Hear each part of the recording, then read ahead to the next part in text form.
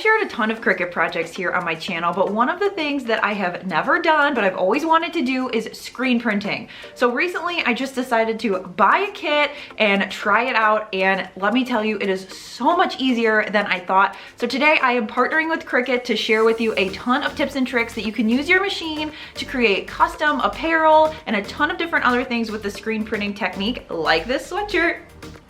So stay tuned. So I want to give a huge thank you to Cricut for sponsoring today's video. I've been loving partnering with them to give you guys my different tips and tricks and some of my favorite projects, and also, like today, some new projects. Screen printing is something that has given me a little bit of pause for the past few years, and honestly, I'm not sure why now that I've tried it. So today's video is going to be a step-by-step process, everything you need to know from what supplies you need, how to create the shirt, how to set it so it's permanent, and then also how to clean up your supplies so you can use them again and again. So let's get crafting.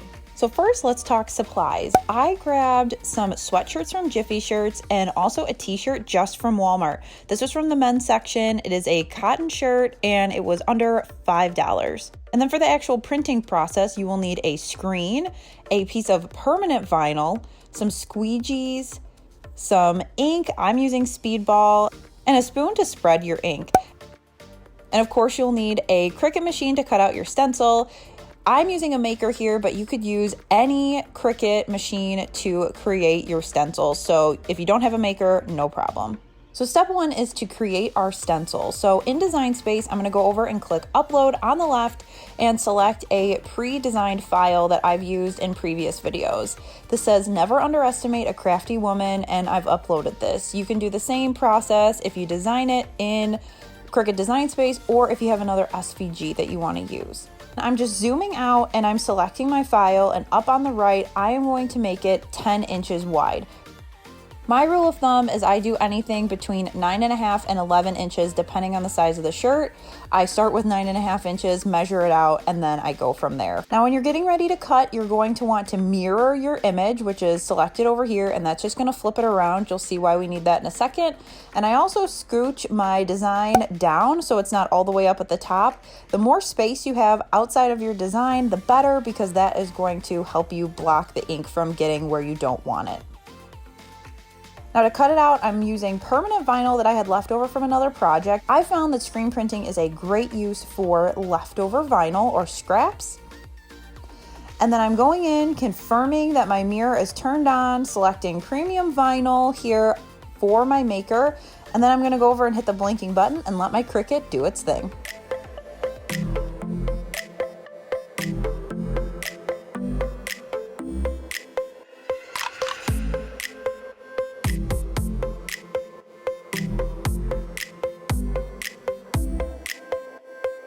So then when it's done, I'm gonna eject it, and I'm gonna make sure that I peel the mat off of my vinyl versus peeling the vinyl off the mat. It will help it not to curl.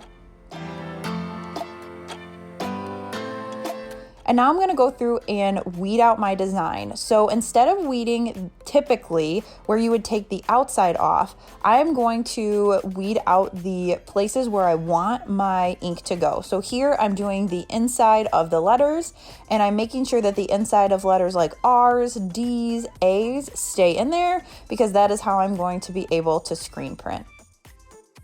Now this part is really important. I use a paper transfer tape for screen printing. I usually use a regular clear tape that you've seen me use in the past. I found those could be way too sticky for screen printing. So I just use a paper transfer tape. I apply it with my hands, and then I get ready to apply it to my screen.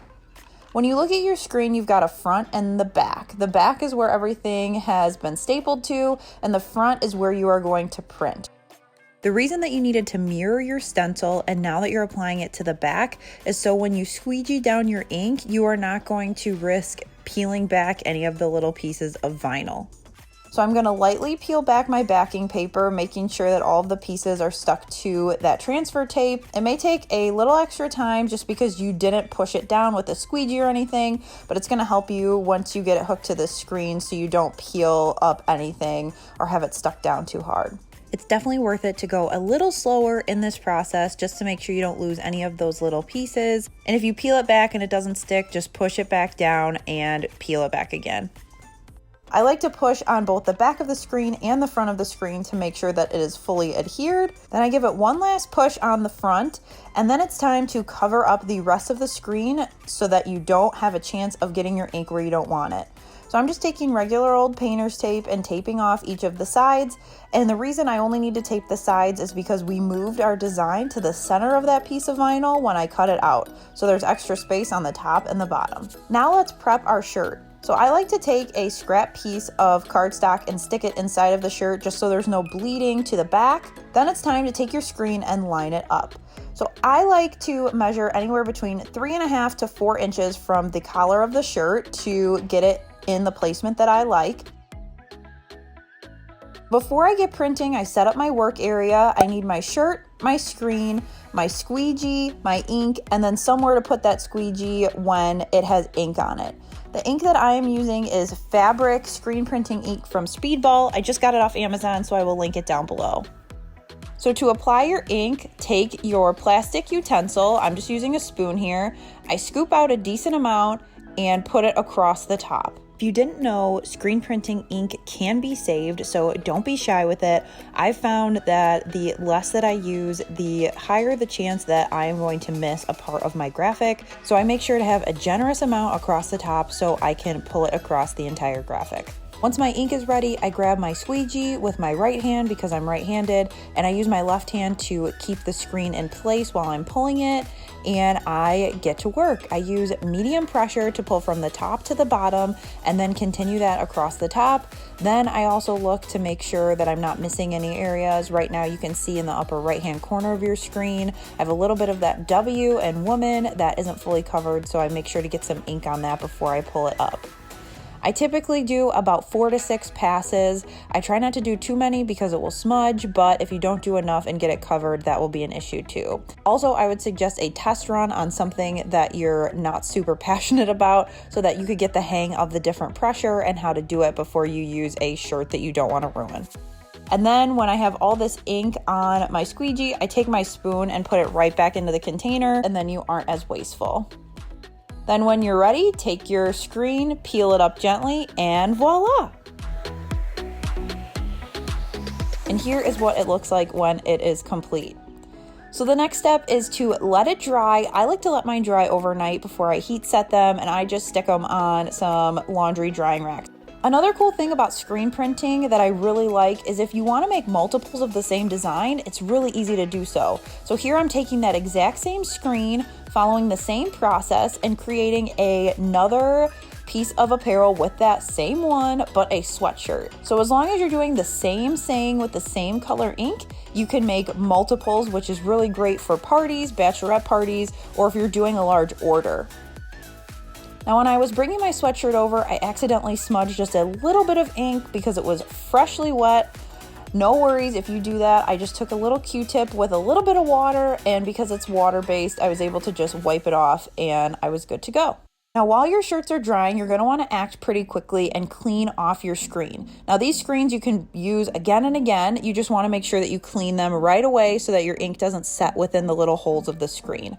So the first thing I'm doing here is turning my water on warm and peeling off my stencil as best I can.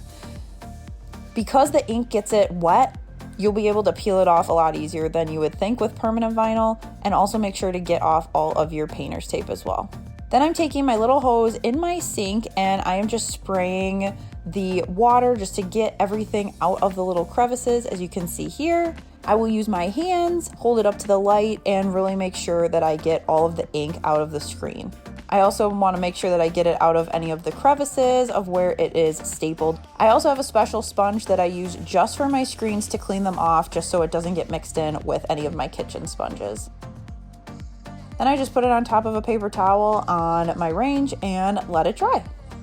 And then for the squeegees, you can clean it the exact same way. I just like to use warm water and my fingers. Make sure to get it out of all of the crevices. And then when you're done, make sure to really clean your sink, because I clean mine in my kitchen.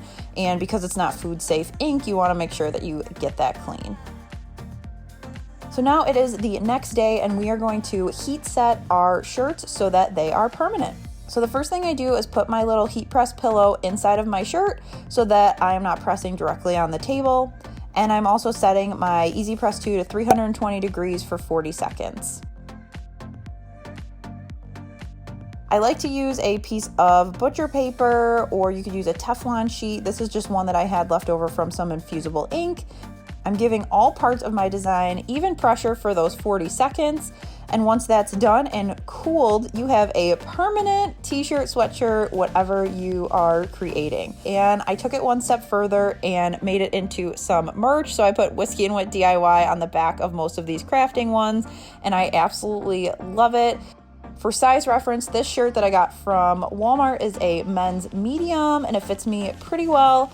And then I also got this sweatshirt. I will link all the information down below from Jiffy Shirt. The sweatshirts are very affordable and very comfy from Jiffy Shirts. I really like ordering from them, so I will link the information down below. And you don't just have to screen print things like t-shirts, you can also do home decor. So I grabbed one of these little tea towels from Hobby Lobby, added a quick little monogram, and it turned out super cute.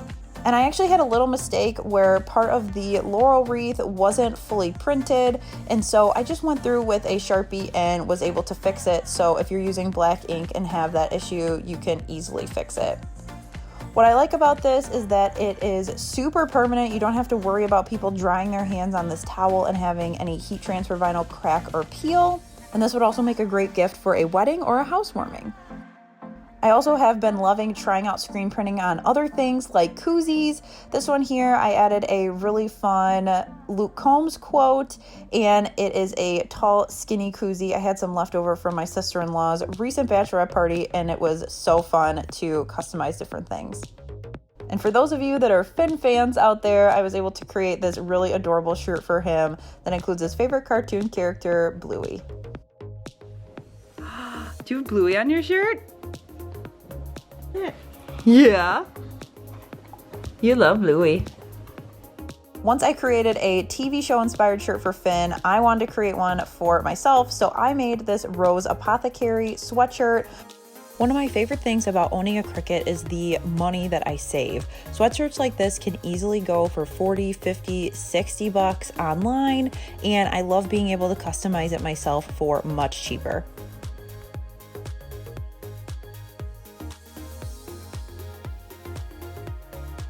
And this sweatshirt I had to create. I can totally make that. How many times have you said that as a crafter? I say it on the daily.